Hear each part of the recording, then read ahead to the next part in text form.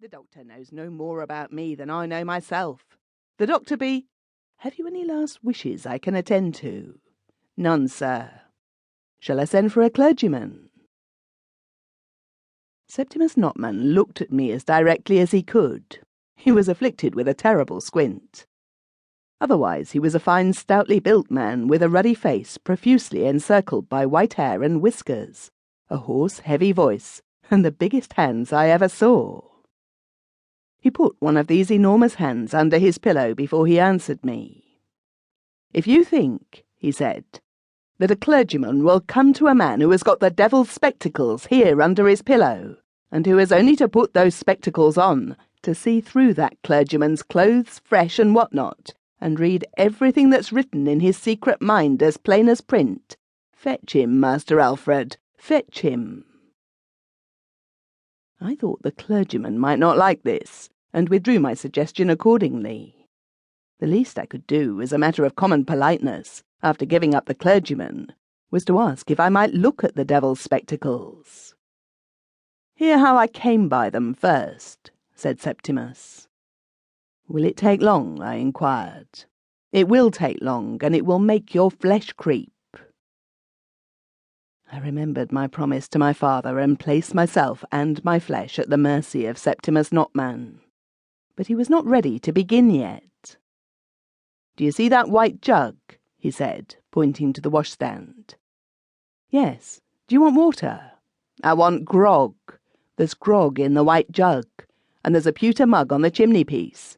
I must be strung up, Master Alfred. I must be strung up." The white jug contained at least half a gallon of rum and water, roughly calculated. I strung him up. In the case of any other dying person, I might have hesitated, but a man who possessed the devil's spectacles was surely an exception to ordinary rules, and might finish his career and finish his grog at one and the same time. "Now I'm ready," he said. "What do you think I was up to in the time when you all lost sight of me? The latter part of that time, I mean." "They say you were a pirate," I replied. "Worse than that. Guess again." I tried to persuade myself there might be such a human anomaly as a merciful pirate, and guess once more. "A murderer," I suggested. "Worse than that. Guess again." I declined to guess again. "Tell me yourself what you have been," I said. He answered without the least appearance of discomposure. "I've been a cannibal." Perhaps it was weak of me, but I did certainly start to my feet and make for the door. "Hear the circumstances," said Septimus. "You know the proverb, sir. Circumstances alter cases." There was no disputing the proverb. I sat down again. I was a young and tender man, which in my present position was certainly against me, but I had very little flesh on my bones, and that was in my favour.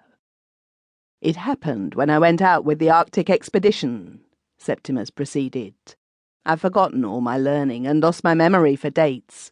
The year escapes me, and the latitude and longitude escape me. But I can tell you the rest of it. We were an exploring party, you must know, with sledges.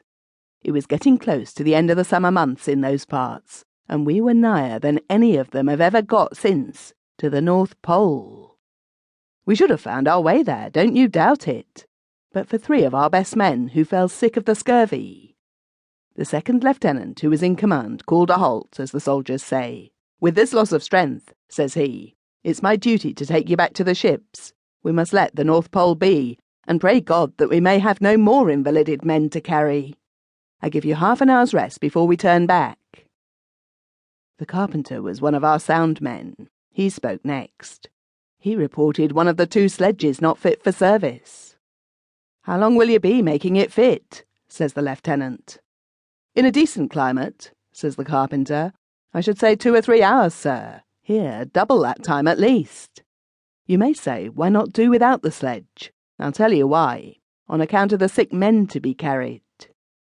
'Be as quick about it as you can,' says the lieutenant. 'Time means life in our predicament.' Most of the men were glad enough to rest. Only 2 of us murmured at not going on. One was a boatswain's mate, t'other was me.